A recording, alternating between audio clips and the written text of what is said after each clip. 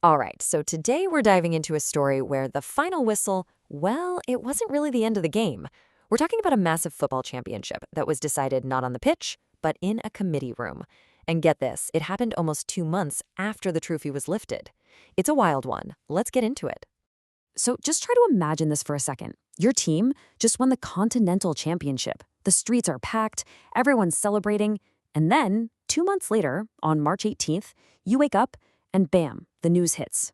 It's all been undone. The title? Gone. And this wasn't some rumor on social media. This was an official ruling that sent absolute shockwaves through the entire world of football. And that leads us to the big central question here. How does a 1-0 victory on the field, where you literally lift the trophy, suddenly become a 3-0 defeat on paper? I mean, how is that even possible? Well, that's exactly what we're going to unpack. All right, so to really get our heads around this, we have to start with the decision itself. Let's take a look at the official ruling that came down from the Confederation of African Football, CAF. Okay, so here are the hard facts. But what's really, really interesting here is the reason for this decision. See, Morocco didn't argue about the score. They didn't say the goal shouldn't have counted. Nope.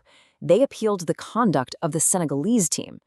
And on March 17th, CAF sided with them, stripped Senegal of the title, and just handed it over to Morocco. They basically rewrote the history of the final. So what was this conduct they were talking about? What could possibly be so bad that it overturns the result of a final? Well, for that, we've got to rewind. Let's go back to the final match in Rabat, to a protest that lasted only 17 minutes, but ended up changing absolutely everything. Okay, you have to follow this timeline closely, because this is where it all goes sideways. It's the 85th minute, Senegal scores. They're up 1-0, just minutes away from glory. Then, the 90th minute. A super dramatic late game penalty is given to Morocco, the hosts, after a VAR check. The Senegalese players, they're in total disbelief, and they walk off the pitch. For 17 straight minutes, which feels like an eternity in a final, the game is just stopped. Finally, their captain, the great Sadio Mane, talks them into coming back on. They finish the game, it ends 1-0, and Senegal lifts the trophy. They're the champions. Or so everyone thought. And this right here is where the whole story pivots. We leave the football pitch and head straight into the legal arguments and the dusty old rulebook. It really boils down to this classic fight, right? What happens on the grass versus what's written down in the regulations. So you've got these two totally opposite arguments. On one side, you have Senegal.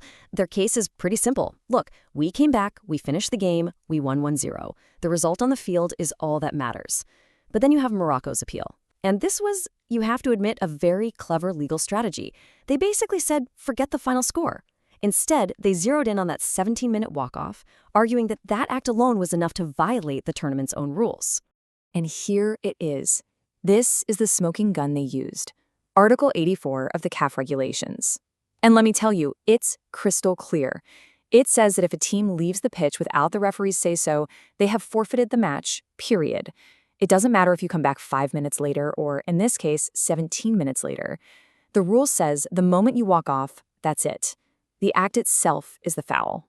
And that brings us to the consequence of breaking that rule. When a team forfeits a match like this, it's not just a simple loss. It's called an administrative forfeit. And what does that mean? It means the score is automatically, officially recorded as a 3-0 defeat. So just like that, because of one sentence in a rule book, Senegal's hard-fought 1-0 victory was completely wiped out and turned into a 3-0 loss. It's kind of crazy. So is that it? Case closed? Final whistle blown? Not even close. This ruling kicked off a huge firestorm and has set the stage for a whole new legal battle. So let's get into the aftermath of this whole thing. Some people have called this decision a geopolitical shockwave. That sounds dramatic, but think about it. It creates a really dangerous precedent, right?